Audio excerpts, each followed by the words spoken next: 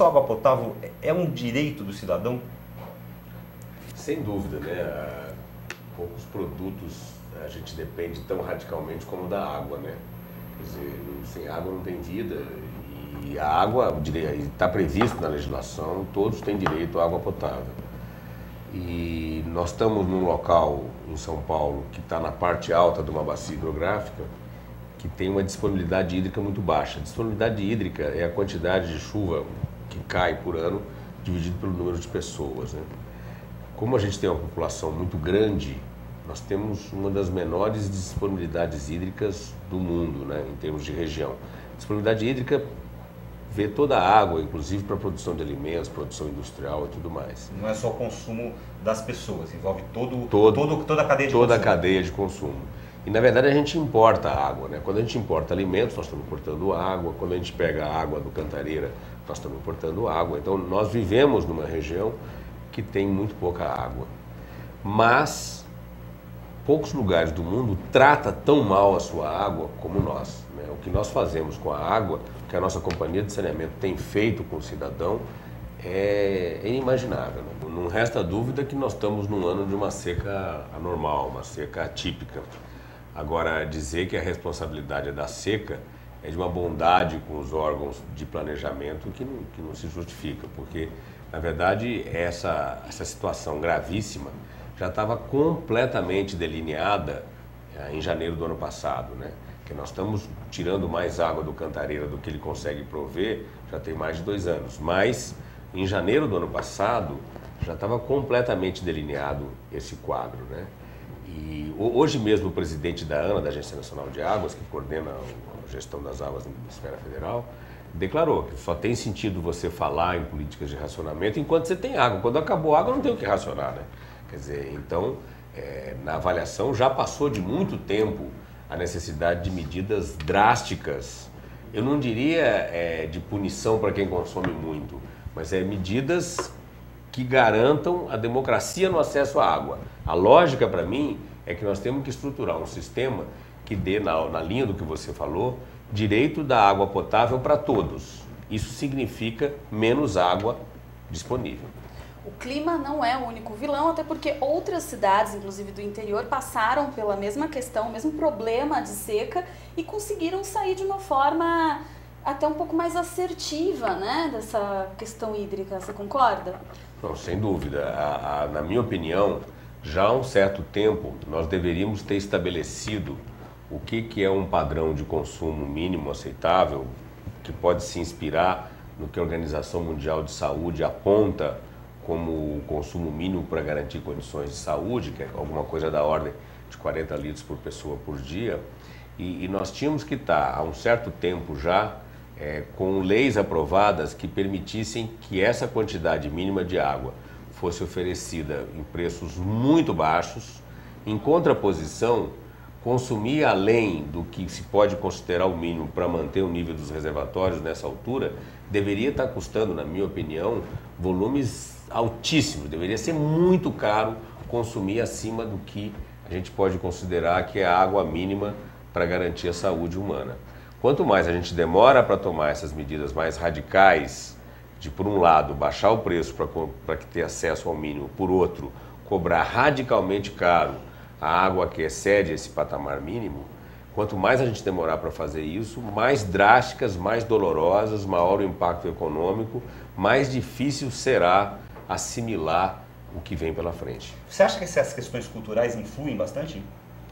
Não, a gente tem que tomar muito cuidado para não colocar a responsabilidade do que está acontecendo no cidadão.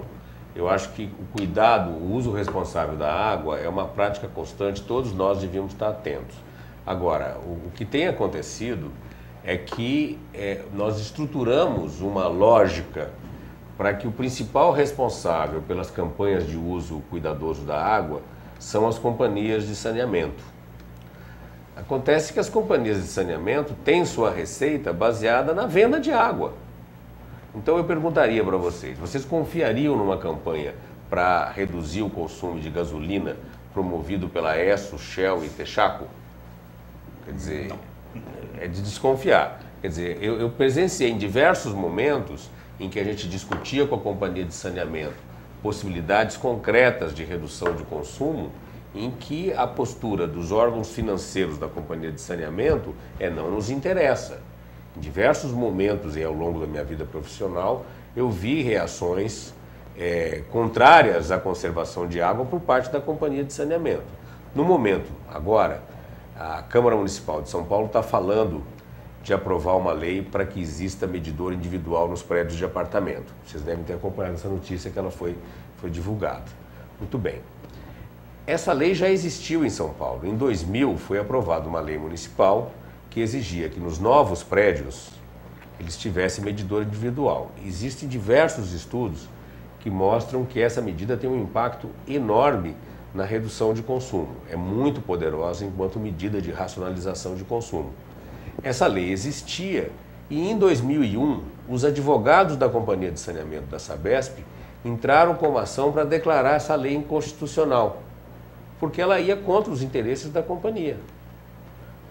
Então, a Companhia de Saneamento de São Paulo, sistematicamente, foi muito cuidadosa em qualquer medida para reduzir consumo, especialmente o consumo depois da hidrometração, o consumo depois que já está sendo pago. Então, na prática, a gente tem uma companhia de saneamento cujo centro é uma lógica financeira, não é garantir o abastecimento.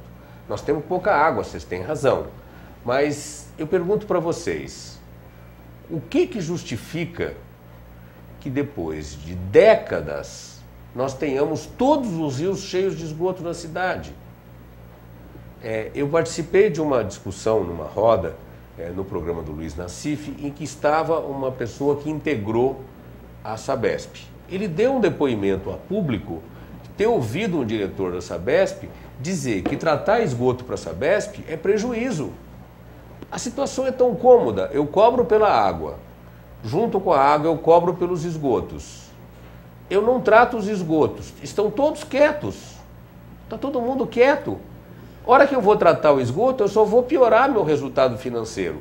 Não é à toa que a Companhia de Saneamento deu em 2013 1 bilhão e 800 milhões de reais de lucro. Nós tínhamos que estar investindo muito mais pesado nas redes de distribuição para conseguir resultados em redução de perda no sistema público melhores do que obtivemos. Nós tínhamos que estar avançando melhor. Diminuir o problema na distribuição. Sem dúvida que algumas alternativas que estão sendo feitas agora tinham que ter começado há alguns anos atrás. Então, por exemplo, os investimentos para trazer água lá do Rio São Lourenço, que agora que estão começando, elas já deviam estar prontas há muito tempo. Então falta investimento também na infraestrutura. Faltou investimento em infraestrutura para ampliar a captação de água de fontes de boa qualidade que a gente ainda tem disponível. Nós tínhamos que estar já muito com a água que percorre a cidade no outro patamar de qualidade. Eu não quero saber quantos por cento do esgoto está tratado. Não é esse indicador que me interessa.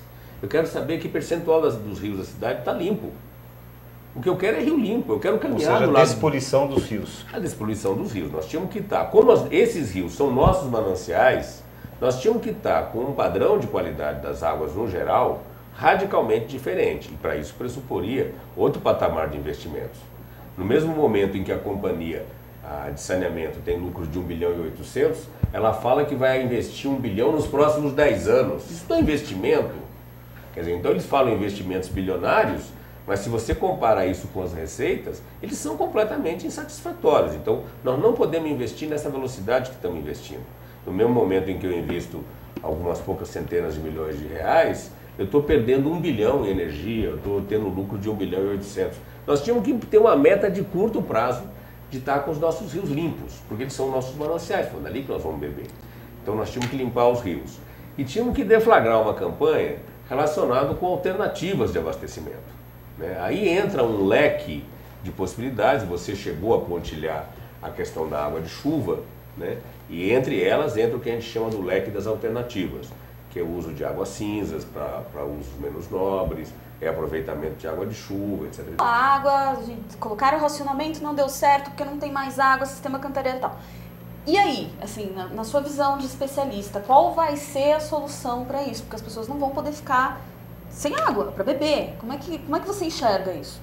Então, eu escrevi recentemente um artigo que alertava que de tal forma nós, urbanos nos acostumamos a ver água disponível na torneira, que a gente não cogita de que algum dia possa abrir a torneira e não ter água. Quer dizer, é como se a água tivesse nascido. É como se você fosse acordar e o sol não nascesse. O sol não nascesse. O dia não amanhecesse. Quer dizer, então as pessoas não chegaram a pensar que existiria um quadro de contingência. Então nós fizemos uma pesquisa com diversos municípios do ABC. Quando você pergunta para os órgãos de defesa civil e para as companhias de saneamento qual que é a estratégia para se não tiver água? Qual o plano B? Qual que é o plano B? Se for o caso, a gente põe o caminhão-pipa no bairro que não tem. Quer dizer, a verdade é que até agora as pessoas ainda não pararam e falaram assim, olha, pode ser que não tenhamos água, né? Quer dizer, não se deflagrou, por exemplo, o que eu acho que é fundamental, que é a utilização potencial das águas subterrâneas. Eu não sei se vocês chegaram a acompanhar, nós estamos utilizando hoje cerca de 10 mil litros de água por segundo subterrânea. A própria indústria usa um tanto, mas nós temos um potencial que varia aí, estima-se, de 7 a 10 mil litros por segundo que poderiam ser tirados de água subterrânea. Muito bem, o Urban View de hoje entrevistou o engenheiro Ricardo Moretti, professor titular da Universidade Federal do ABC, sobre o tema crise hídrica, qual é o real impacto do desabastecimento para a população e para a economia da cidade. Ricardo, obrigado pela presença. Obrigado a vocês. Tchim, saúde. Saúde, enquanto houver água para beber, aproveitemos. Sucesso.